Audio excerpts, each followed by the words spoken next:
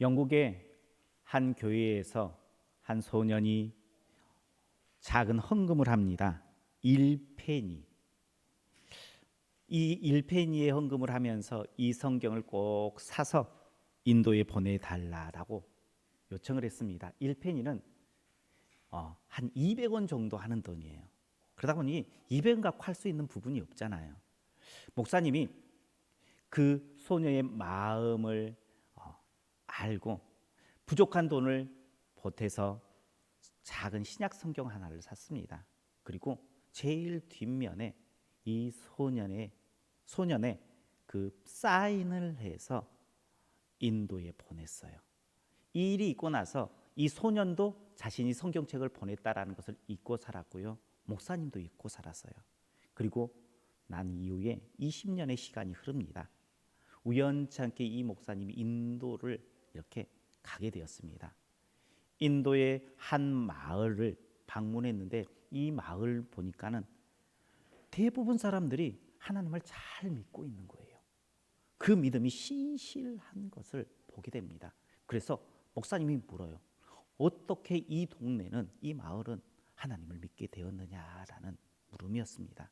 그때에 이렇게 이야기합니다. 한 선교사님이 이 마을에 성경 하나를 이렇게 던져줬다는 거예요. 이 성경이 기초가 되어서 마을 사람들의 마음 가운데 하나님의 사랑이 들어갔다라고 하면서 성경책을 가지고 와서 보여주는데, 이 성경책이 어떤 책일까요? 20년 전에 그 소년이 사인했던 그 성경책이었어요. 제일 뒤편에 보니까 소년의 사인이 있었던 것입니다. 작은 헌금이요, 한 마을을 복음화시키는 데에 쓰임받게 되었습니다. 우리는 작은 일, 작은 몸짓, 작은 말들이 무슨 누구에게 영향력을 줄 수 있을까 생각하지만 의외로 그 작은 것이 큰 것으로 변해서 많은 일들을 할 수 있다는 사실을 믿으시기를 바랍니다. 특별히 그리스도인의 작은 드림, 작은 헌신, 작은 선행, 하나님께서 가만히 보고 계신 줄 믿으시길 바랍니다. 잠깐의 기도, 작은 헌신, 드림, 이것을 인류를 창조하시고 구원하신 하나님이 보고 계신다는 거예요. 그리고 때가 되면 그 작은 것들을 놀라운 방법으로 바꾸시는 하나님이신 줄 믿으시길 바랍니다. 우리 옆에 분들과 함께 인사하겠습니다. 하나님은 당신의 작은 드림을 기억하십니다.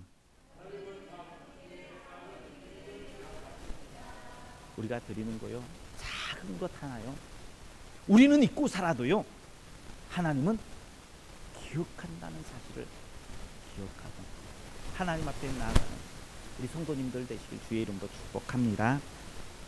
사람들은 큰 사람이 큰 일을 한다라고 이야기를 합니다. 틀린 말은 아닌 것 같아요. 대통령이 하는 말과 일반 시민 한 사람이 이야기하는 것과 그 무게가 같을까요? 다르죠. 회사에 회장이 하는 말과 평 직원이 하는 말에 그 무게가 같을 수 있을까요? 아닙니다. 큰 사람이 큰 일을 하는 거 어떻게 보면 맞는 것 같아요. 그런데요, 작은 사람도요, 작은 말 한마디도요, 큰 일들을 이룰 때가 있어요. 예수님께서 이 땅에 오실 때에 만왕의 왕으로 오시지 않았어요. 예수님의 탄생, 하나님의 아들의 탄생이에요. 천지를 창조하신 하나님의 탄생, 하나님의 아들의 탄생. 그러면요, 대대적인 잔치, 큰 잔치를 해야 되는데요, 큰 잔치 하지 않았습니다. 지극히 초라한 말구에서 태어났어요. 예수님께서는 모든 사람들이 위대하다라고 하는 그러한 일들, 나라의 독립을 위해서 뭔가의 그 성과를 위해서 일하지 않으셨습니다. 혁신적인 발명품을 만들거나요, 혁명적인 일을 하지 않았어요. 사람들의 눈에 띄는 일들을 행한 것이 아닙니다. 소위 말하는 큰 일이 아닌, 큰 사람이 아닌 작은 자의 모습으로 우리 가운데 오셨어요. 예수님께서 우리에게 오신 이유를 이렇게 밝힙니다. 마태복음 20장 28절의 말씀, 인자가 온 것은 섬김을 받으려 함이 아니라 도리어 섬기려 하고 자기 목숨을 많은 사람들의 대속물로 주려 함이라. 아멘. 예수님께서요, 큰 사람이 되어 인정받기 위해서 이 땅 가운데에 온 것이 아니라 작은 자로 섬기기 위해서, 자신의 모든 것들을 다 내어주시기 위해서 우리 가운데 오셨다라고 말씀하십니다. 그리고요, 묵묵히 십자가의 길을 걸어요.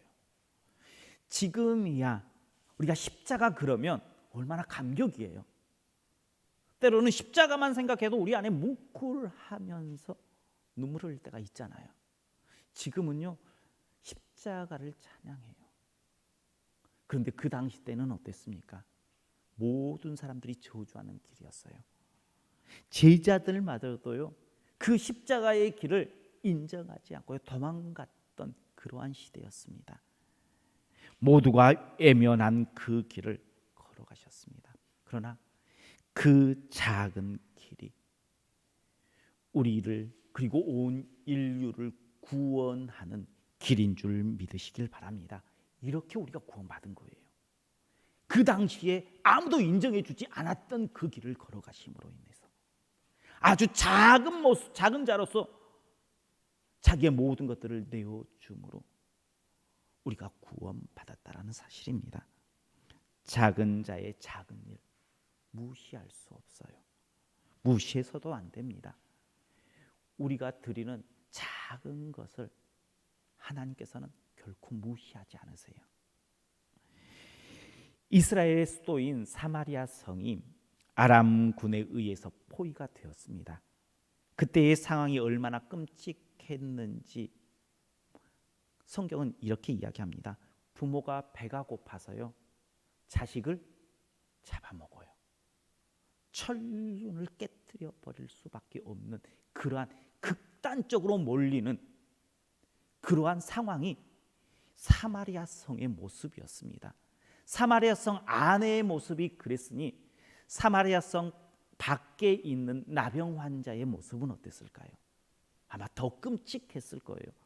그 끔찍한 부분들을요, 오늘 본문의 3절과 4절의 그 대화 가운데에서 볼 수가 있습니다. 그 대화가 어떤 내용입니까? 우리가 이대로 있으면 죽을 수밖에 없다. 죽는 것은 자명한 일이다. 그렇다고 해서 우리가 사마리아 성으로 찾아가서 먹을 것을 달라고 하면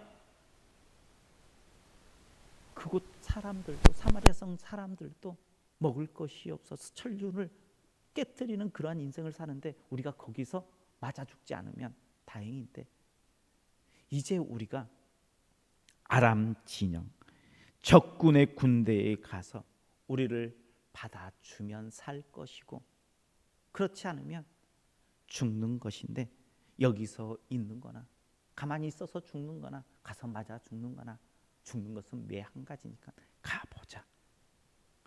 설득력이 있잖아요. 그죠?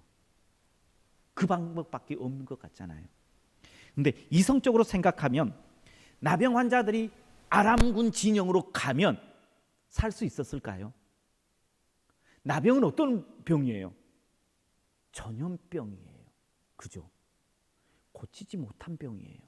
그래서요, 친척들도 부모들도요, 이 나병에 걸린 자녀들을 같이 살지 못하고 외곽으로 내보내요. 그런 나병 환자들을 받아줄까요?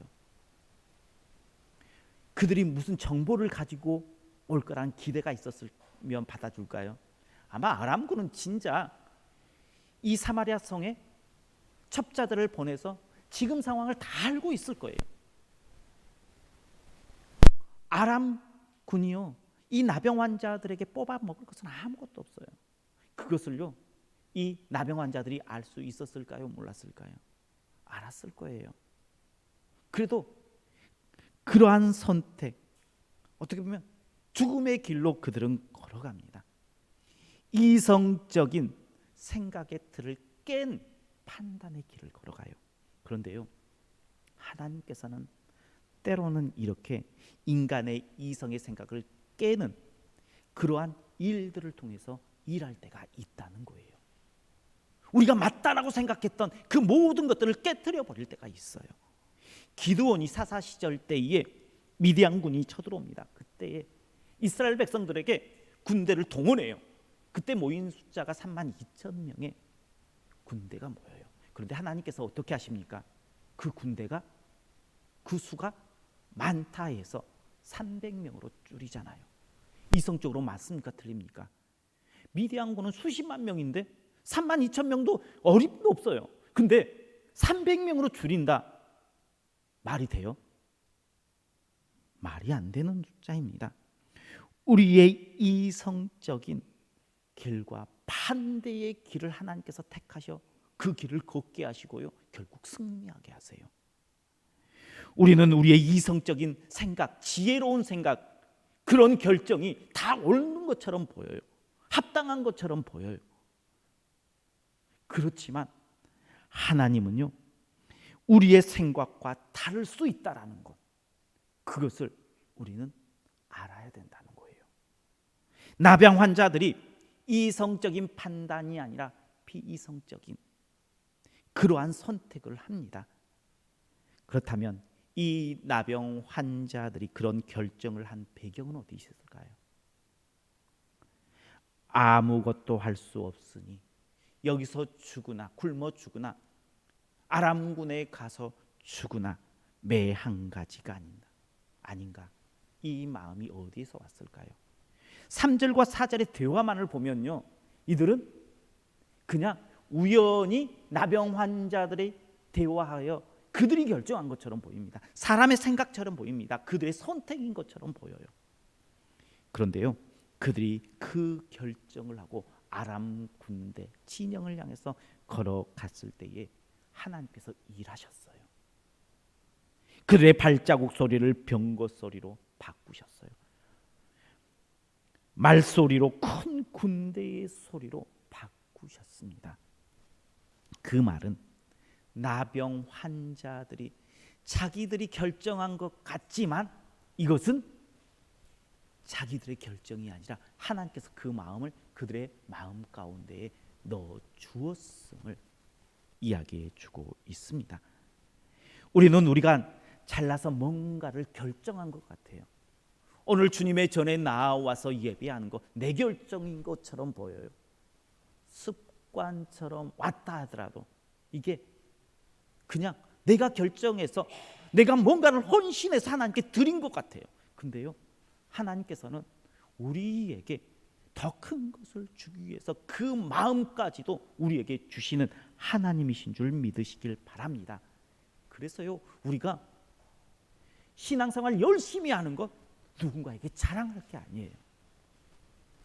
뭔가 특별한 것을 내가 가지고 있으면 이 특별한 것을 가지고 내세울 필요가 없어요. 하나님은요, 이렇게 나를 드러내는 것을 절대 싫어하시는 분이 하나님이십니다. 그래서 기드온에게 300명으로 줄여라 한 이유가 무엇이었습니까? 너희 스스로 능력으로 승리했다라고 너희가 자만할까?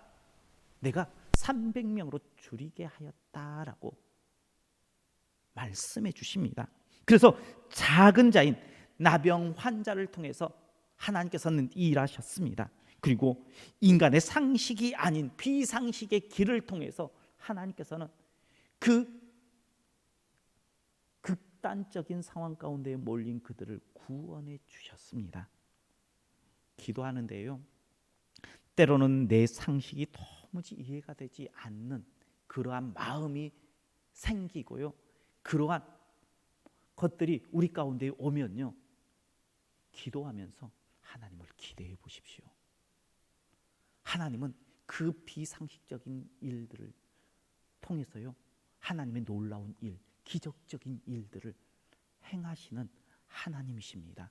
또한 그것들을 내가 할 수 없는 상황 가운데 있어도요, 하나님께서는 나의 작은 그 드림, 1페니를 들여서 온 마을을 복음화시킬 수 있다라고 누가 생각하겠어요?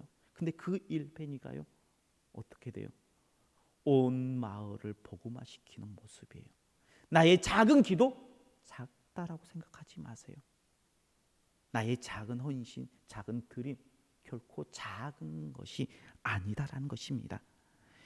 작은 자가 되어 우리가 순종하면 하나님께서는 우리의 삶의 자리에서 기적적인 일들을 만드시는 하나님이신 줄 믿으시길 바랍니다.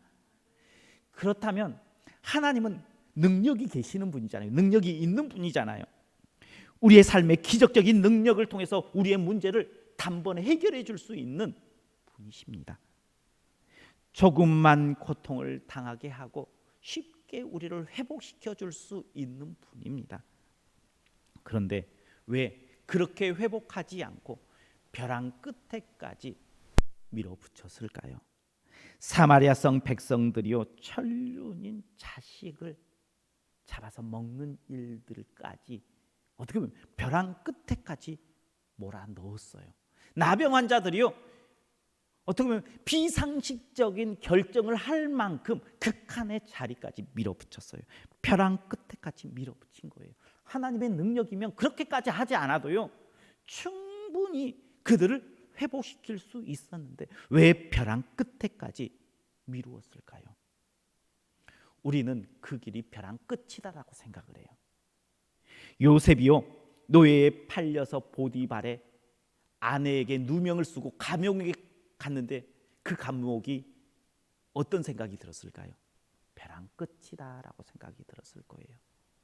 또 이스라엘 백성들 앞에, 눈앞에 홍해가 딱 가로막았고 뒤에 애굽 군대가 이렇게 몰려올 때에 이스라엘 백성들이 어떤 생각이 들었을까요?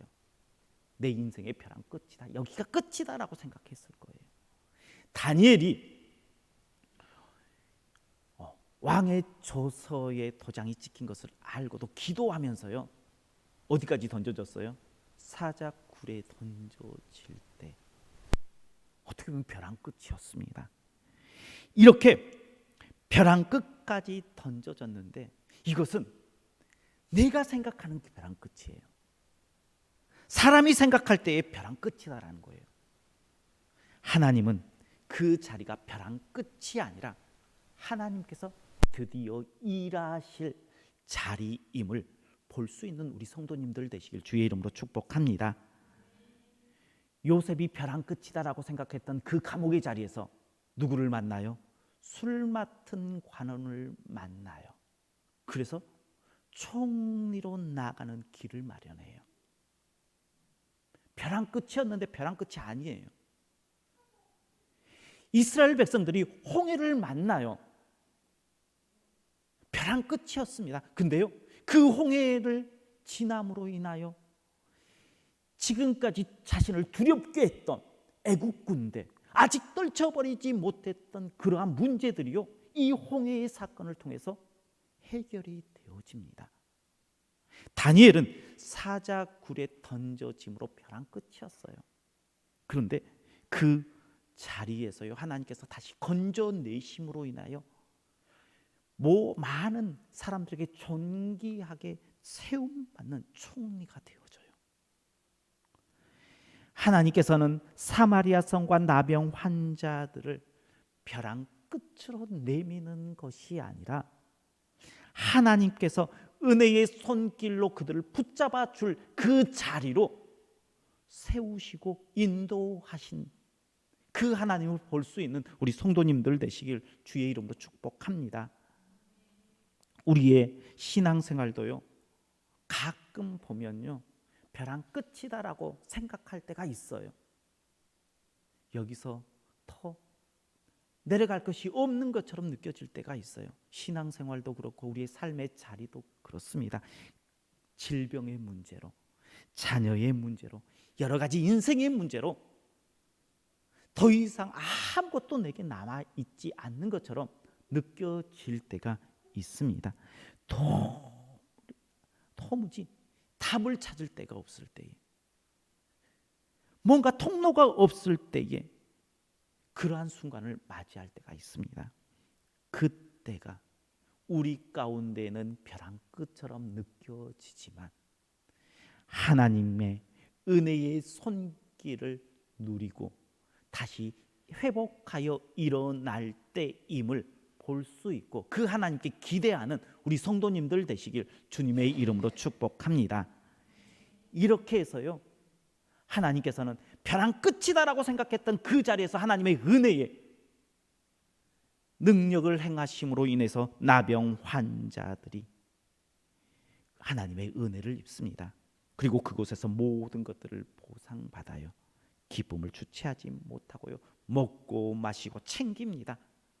한참을 챙기다 보니까 번뜩 드는 생각이 있습니다. 지금 죽어가고 있는 사마리아 성의 사람들, 그들을 떠올리고 이렇게 고백을 합니다. 우리 9절 말씀 한번 같이 보겠습니다. 9절입니다.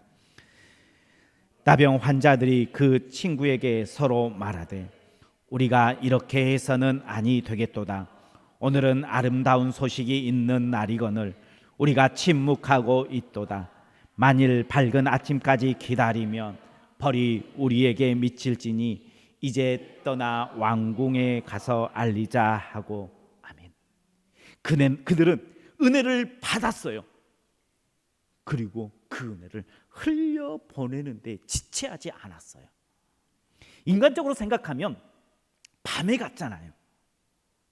그래서요, 그 은혜를 받아서 누렸습니다. 그러면 최소한 그 아침까지는 누려도 괜찮아 보이잖아요.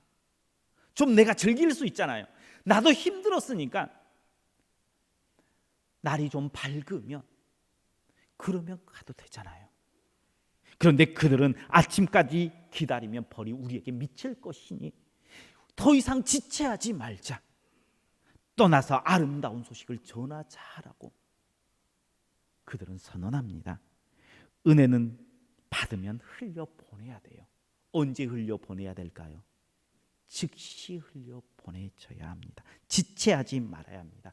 왜입니까? 은혜는, 그 은혜를 받지 못한 사람들은 죽어가고 있다는 사실을 우리가 알아야 되기 때문입니다. 한시를 지체하면요, 그 한 시간에 죽어가는 사람들이 더 늘어나는 거예요. 하루를 지체하면 그 순간에 죽어가는 사람들이 더 늘어나는 것입니다.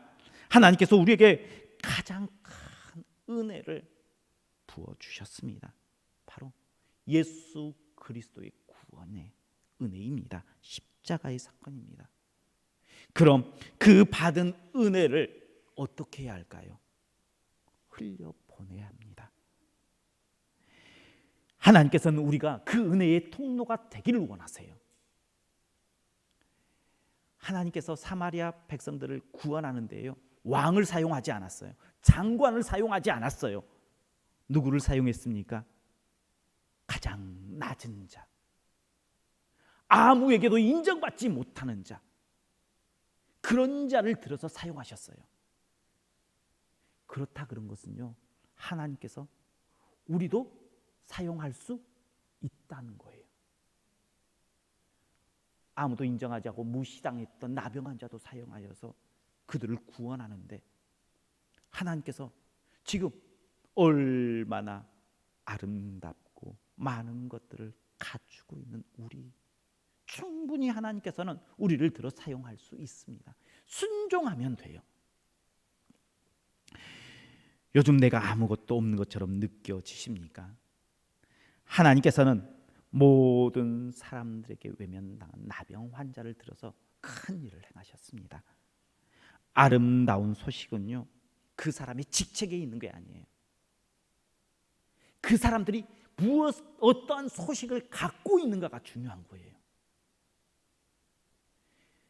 이 아름다운 소식이요, 왕이 가지고 있는 소식이 아니라 지금 여기에 아람군이 도망가고 먹을 것이 풍성하게 남았다는 그 아름다운 소식이요, 이 사마리아 성을 살릴 수 있었던 거예요. 그것이 바로 아름다운 소식이에요. 지금 우리에게 있는 아름다운 소식은 무엇입니까?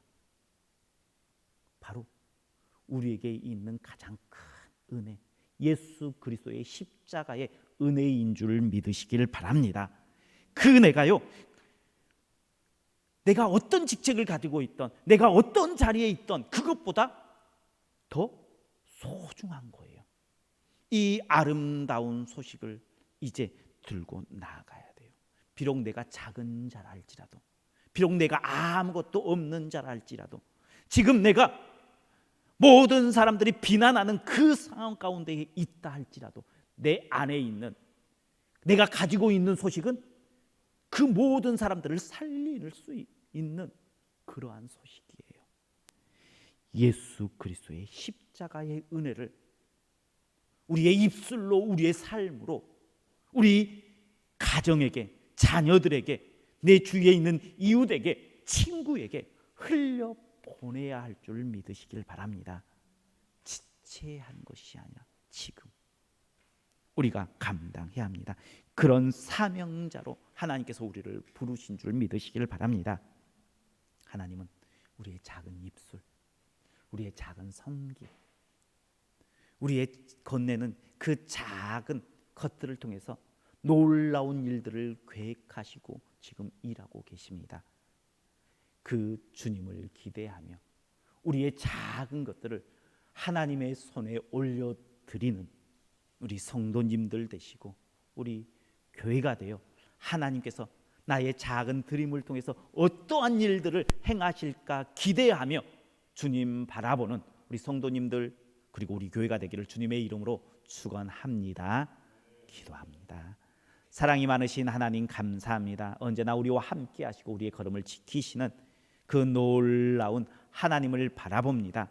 하나님, 작은 무시당했던 나병 환자를 통해서 사람의 방법이 아니라 비상식적인 그 일들을 계획하시어 그 길을 걷게 하시고 은혜를 누려 그 은혜를 다시금 흘려보냈던 나병 환자들처럼 이제 우리가 가지고 있는 것은 내 직책, 내가 가진 것이 아니라 아름다운 소식인 예수 그리스도를 가지고 있음을 고백하며 이 소식을 지체하지 않고 가정으로, 친구들에게, 이웃에게 흘려보내 하나님께서 큰 일하심을 기대하는 우리 믿음의 백성들, 우리 교회가 될 수 있도록 축복하여 주옵소서.